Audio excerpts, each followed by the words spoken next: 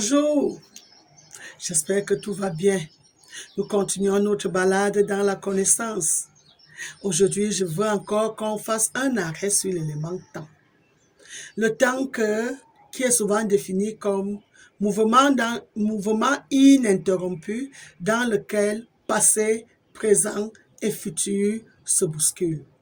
Mais lorsqu'il se bouscule, le temps est irréversible. Qu'est-ce que j'entends par irréversible? Qui ne va que dans une seule direction, dans un seul sens. Le temps est irrévocable, c'est-à-dire sur quoi il est impossible de revenir. J'ajouterai aujourd'hui que le temps est comme un engrenage, mécanisme formé de deux roues en contact se transmettant un mouvement de rotation dans un rapport de vitesse rigoureux.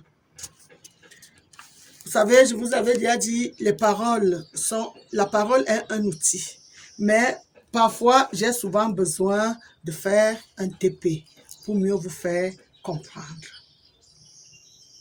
Si je prends ce rond qui est ouvert comme notre passé, je prends ce rond qui est fermé comme notre futur. Je prends ce pan entre les deux comme le présent. Le jour vient de se lever, la nuit va tomber. Ou vice-versa.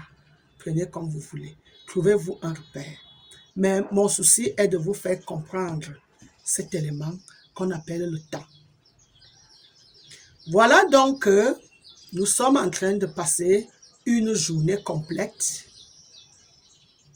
et une autre journée s'ouvre. Ce temps est très rigoureux parce que si on dit 24 heures, c'est 24 heures. Depuis que nous sommes nés, une journée à 24 heures. Ainsi, pendant que le passé engorge ou s'enroule pour qu'on ne puisse plus jamais ouvrir, le futur s'ouvre à nous. Ces deux mouvements, un s'enroule et l'autre se déroule. Un s'enroule et l'autre se déroule. Et là, c'est le jour. Et quand ça s'est déjà enroulé, complètement enroulé, il est impossible à un d'entre nous de rentrer à la journée d'hier pour aller corriger quelque chose. Mais il faut prendre conscience aujourd'hui pour pouvoir affronter le futur. Et il arrive donc aujourd'hui, les humains ne comprennent pas que les scènes qu'ils sont en train de lire ou de mettre dans leurs âmes se sont passées dans ce passé. Il peut être lointain, il peut être très proche, mais le passé est passé. Le présent est là et le futur nous interpelle. Ainsi, moi qui vous parle aujourd'hui, il y a des décennies, je fus dans le ventre de ma mère. Je suis né, j'ai grandi. Aujourd'hui, je suis un adulte.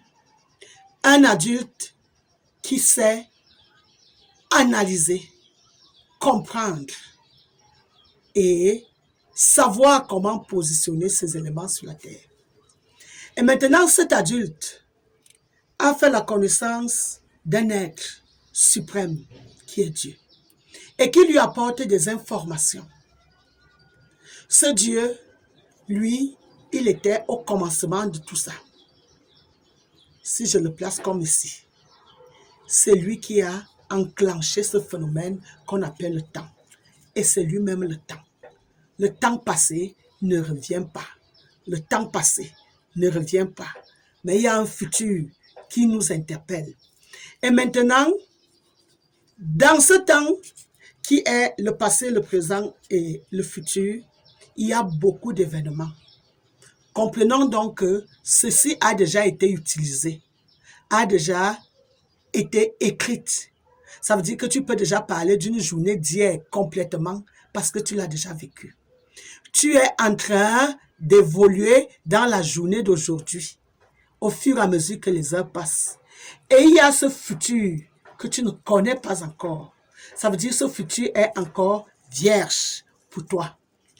Ainsi, si dans ce présent, tu prends de bonnes dispositions, tu sauras écrire des pages nouvelles agréables et faire taire les pages du passé qui étaient désagréables. Et la situation change. Toi, le pauvre du passé, si tu te mets réellement au travail avec sagesse, tu peux devenir le riche de demain. Toi, l'ignorant du passé, si tu te mets à l'école de connaître ce qui te préoccupe, tu pourras devenir le savant de ce domaine au futur. Toi, le malheureux du passé, tu es capable de prendre conscience de cet état aujourd'hui, trouver des formules meilleures pour que le futur-ci devienne, que tu sois heureux dans ce futur. Ainsi, nous sommes donc où? Nous sommes parsemés dans cette voiture-ci qui s'appelle le temps, qui nous transporte vers un futur. Et nous, il nous est impossible de rentrer dans ce passé. C'est ainsi que je vous ai souvent dit, le passé, quand je parle de ce passé qui est irrévocable et irréversible, ça veut dire que ce mouvement-ci, quand il va dans ce sens, il n'ira pas dans un autre sens. Depuis la nuit des temps, depuis que moi et vous nous sommes nés, ce mouvement nous transporte telle une rivière vers une direction inconnue. Mais maintenant, pendant que le temps coule, parce que lui, il coule, il ne s'arrête jamais.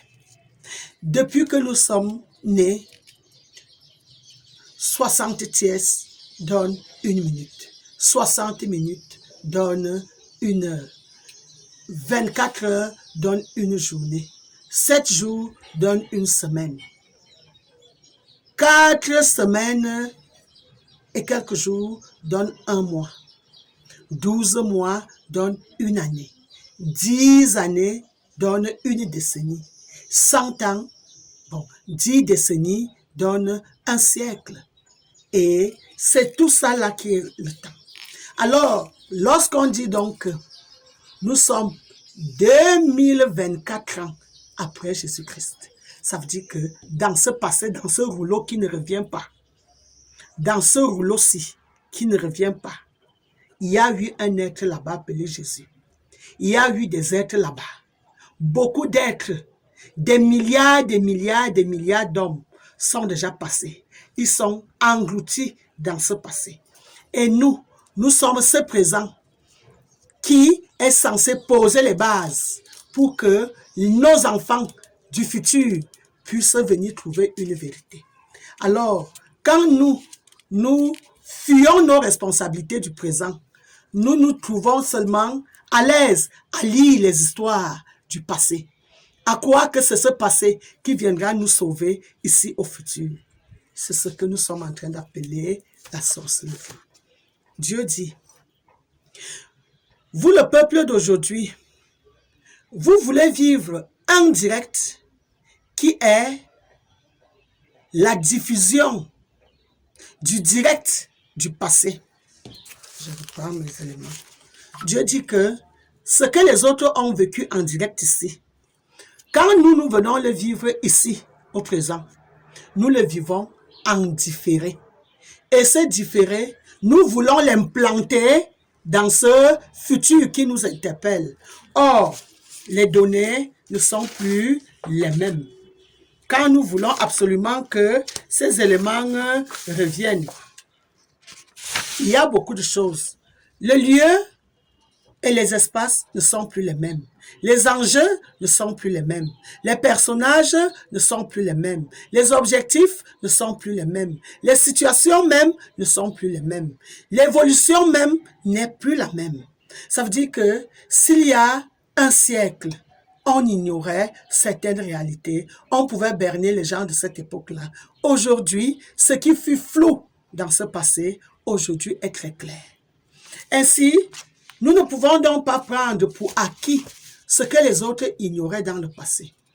Je vous avais déjà présenté ici certaines théories. Dans un passé lointain, l'homme avait adopté que la terre était fixe et que ce sont les autres astres qui rotaient autour de la terre. Aujourd'hui, nous comprenons que c'est faux, c'est que c'est la terre qui tourne autour d'elle-même, ainsi elle avance autour du soleil.